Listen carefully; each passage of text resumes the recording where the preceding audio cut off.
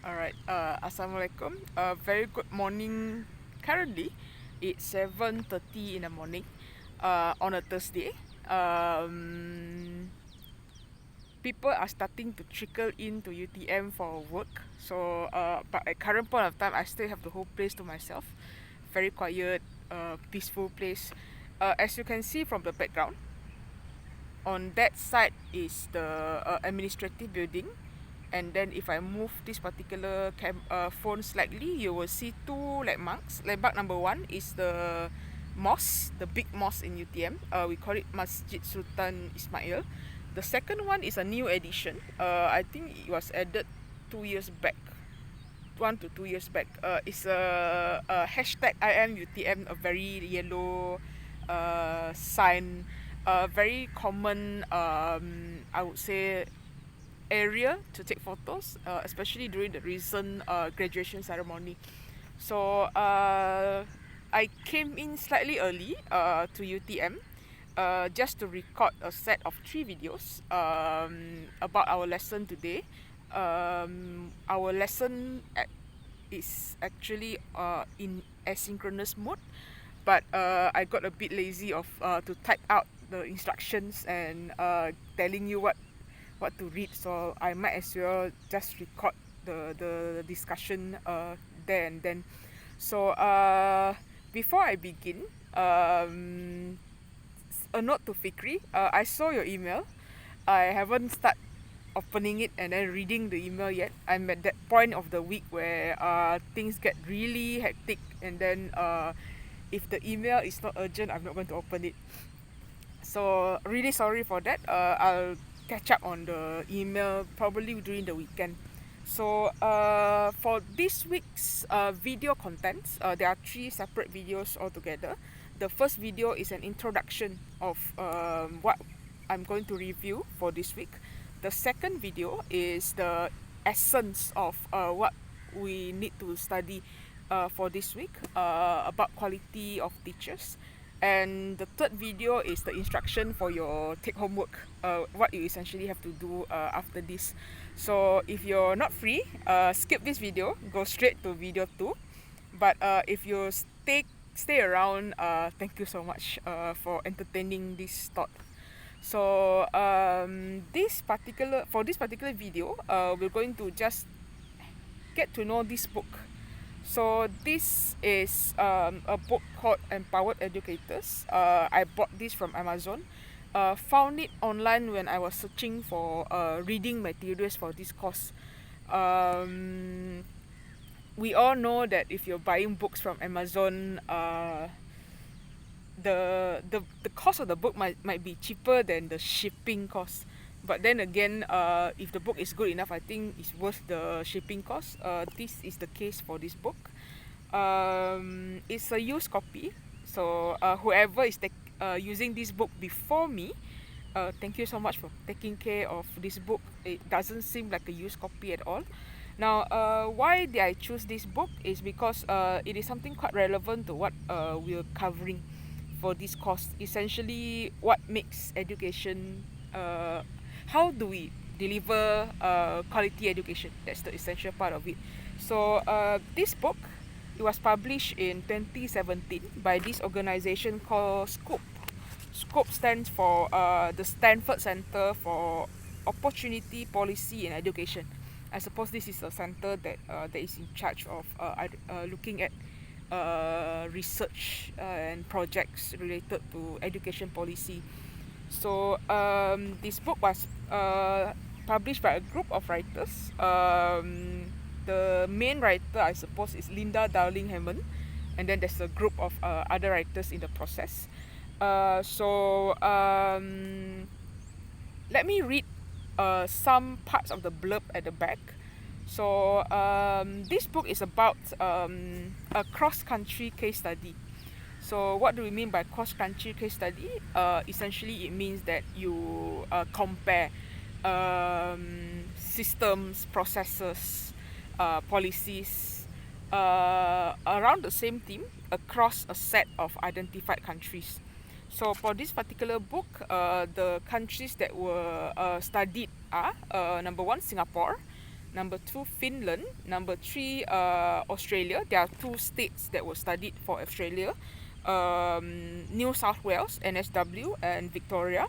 And then Canada, there are 2 provinces that were studied for Canada. Number 1 is Alberta, number 2 is Ontario, and finally China.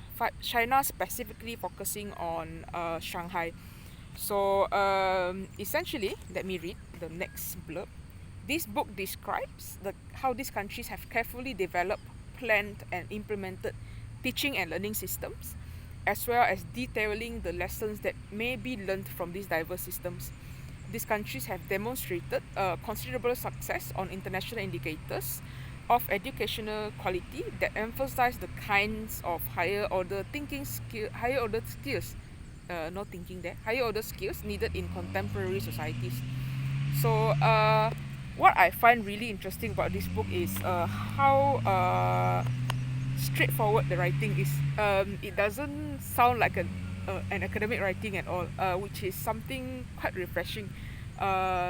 When you want people to understand education policies, education system in general, if you write it in academic form, people are just going to be turned off by the writing.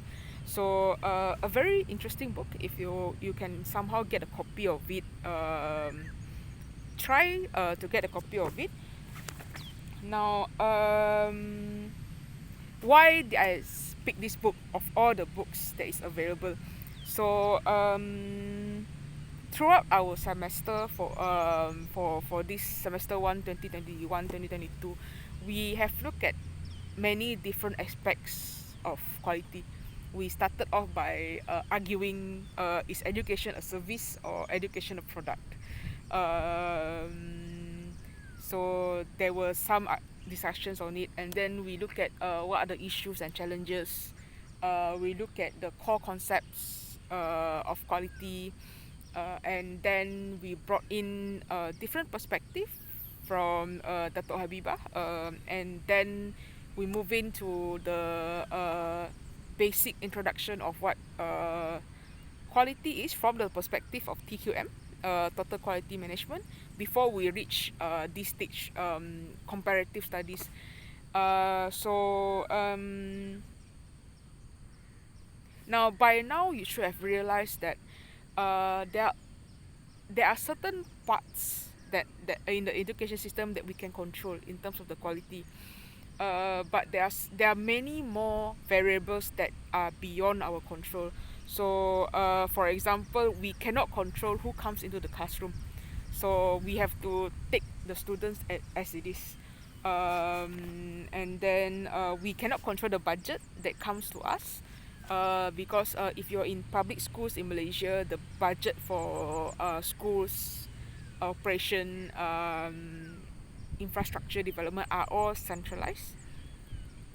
And then we touch and go this particular topic where then it is essential to understand school culture, organization system.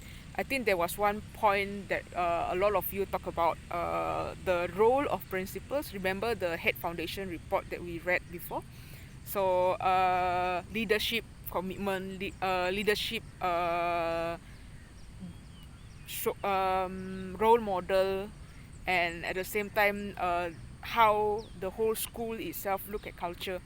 So now these are things that we cannot control. However, one thing that we can control if we are at the school level is how we as educators deliver our lessons, the kind of things that we do before class, during class, and after class. And what makes it beautiful from this book itself is the fact that this book highlights the role of schools rather than the role of ministries, the role of district officers in improving quality of teaching and learning. So try to focus on things that you can control rather than things that you cannot control at current point of time. Now we are moving to the individual unit of analysis. Previously it was from the ministry level and then going down into district level, and then going into school level, and now is the teacher level, school and teacher level. So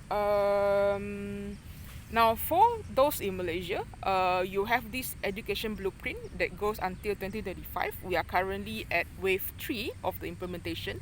So there is one particular shift in the education blueprint that talks about uh, quality of teachers in particular. So this particular shift is actually shift number 4. In bahasa it's called transformasi keguruan sebagai profession pilihan. So the rough translation is that how do you make the teaching profession as the profession of choice for people.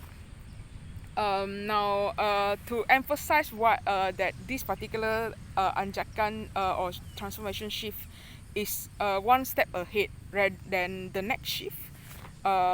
Memastikan kepimpinan berprestasi tinggi diterapkan di setiap sekolah.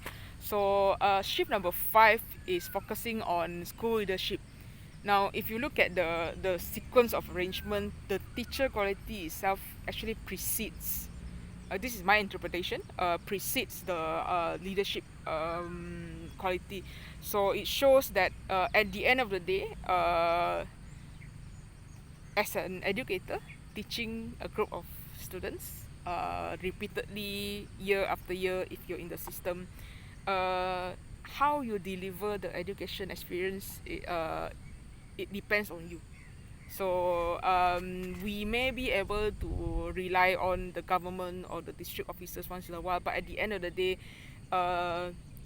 we have to take the initiative to improve the quality of the education experience for our students. So that's why teacher quality, the individual teacher, let's look at it. What makes us, what enables us rather to deliver the best quality experience in terms of teaching and learning for our students. So that's it for this particular video. In the next video, I will review one particular chapter from this book that talks about teacher quality. So see you in the next video.